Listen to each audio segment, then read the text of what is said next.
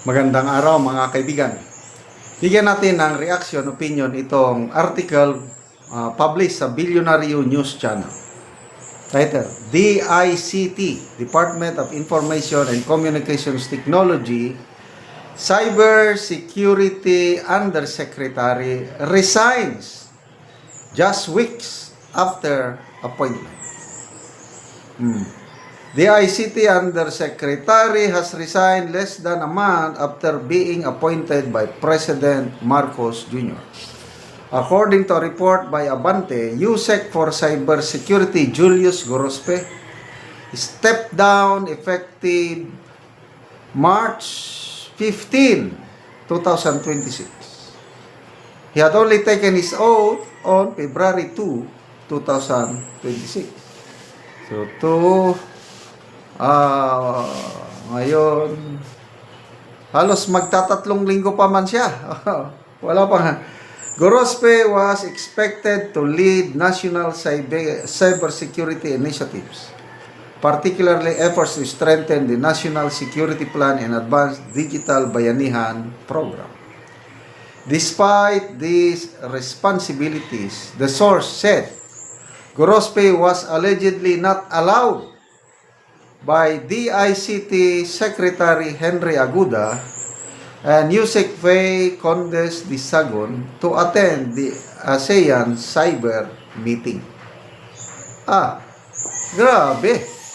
Sampal sa muka. Yusek sa on cyber security tapos hindi siya pinayagang mag-attend. Ano ba yan? Kaming pakapalpakan talaga. It was also claimed that the terms of reference for ASEAN cybersecurity initiatives had already been finalized in favor of the company Trends and Technology. No official statement has been issued by the DICT regarding Gorospe's resignation. Kita mo talaga yung opinion ko lang ito There is something going on fishy dito sa mga I think related ito sa kontrata I might be wrong kasi meron ng kumpanya nga nanalo para sa cybersecurity projects baka hindi kinonsulta itong USEC ng for cybersecurity, kahit ako, magre-resign. So dito mo makikita anong klaseng leadership itong meron tayo ngayon. 66 ng edad ko.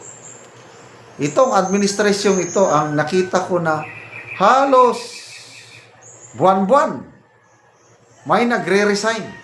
Kung hindi sa gabinete, dito sa USEC level, papalit-palit Executive Secretary. Itong si Recto, pangatlo na nakatatlong taon pa lang siya, nakatatlo na rin siyang Executive Secretary. Sa Finance, pangatlo na rin Finance is una si Jokno.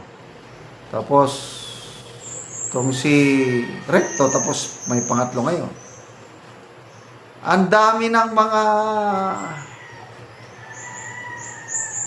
So, it speaks of leadership, lalo na sa PCO. Sa PCO ata, pang-5 o pang-6 na PCO na ito. DICT, ang dami na rin pangalawa na o pangatlo ito. Ang dami na. Resign or sinisibak. Again, it all speaks about management or leadership. Grabe. Kahina. Kanina malala ko yung napanood kong video shared by Attorney Roque.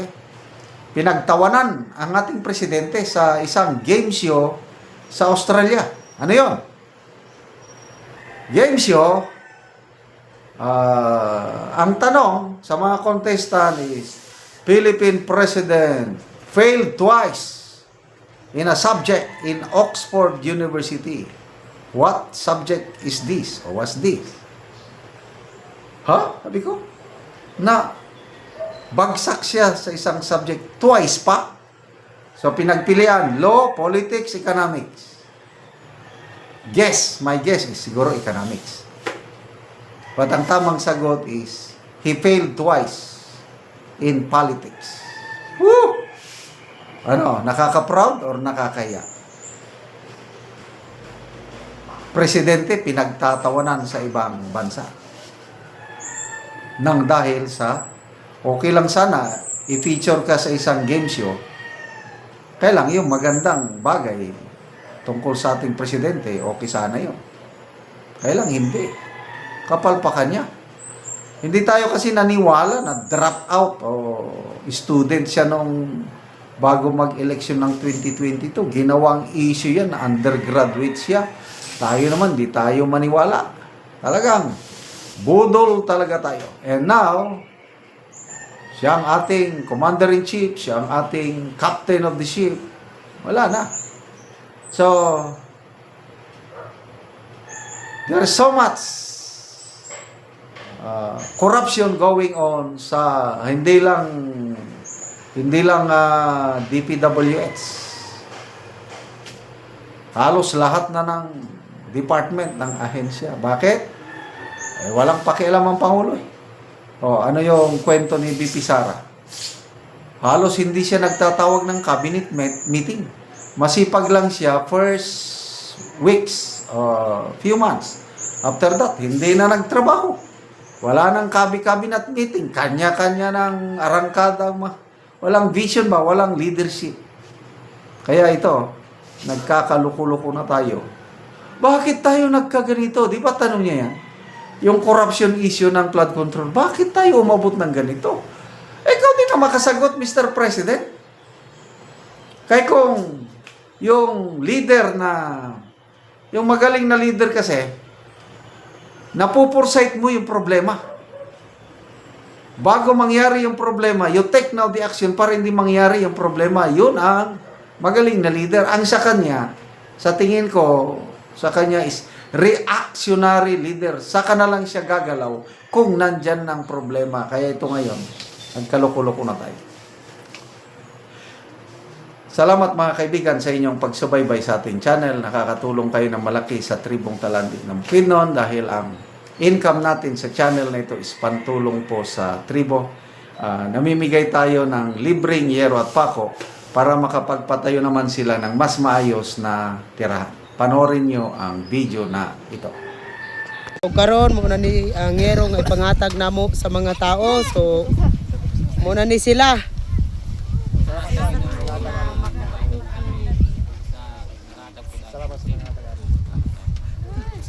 O muna pod ni ang mga lansang umbrella nails nga ihatag sila.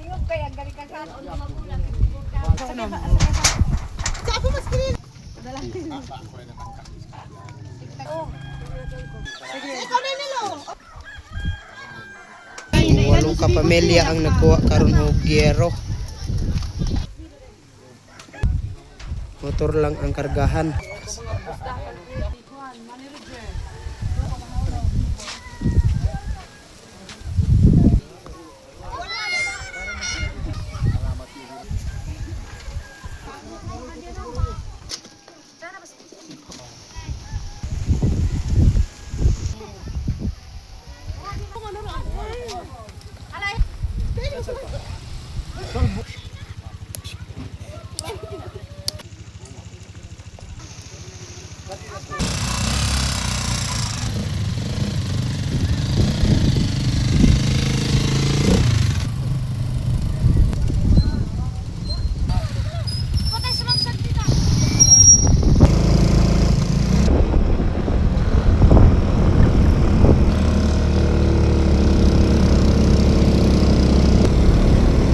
Karon abot na gyud ang yero.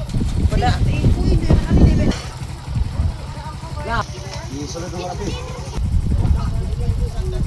ni ang natagaan namo og yero. Og karon mo na ni ang atop sa natagaan namo og yero. Mga sako og ang yero buslot na gyud kaayo. So mo na ni ang ilang pagpuyo. salamat sa Ginoo nga karon nga makaatop na mi karon. Oo. Tabang. Oo, lagi. So, salamat kaayo. Dang mo. So, pila na ni ka tuig ang inyong atop nga mga sako lang, nga mga iro na nga putol na. 4 years naman siguro ni. Opat 4 na- years na, opat na katuig. Upat na katuig ang inyong pagantos nga gaulanan mo. Oo. So, salamat kaayo.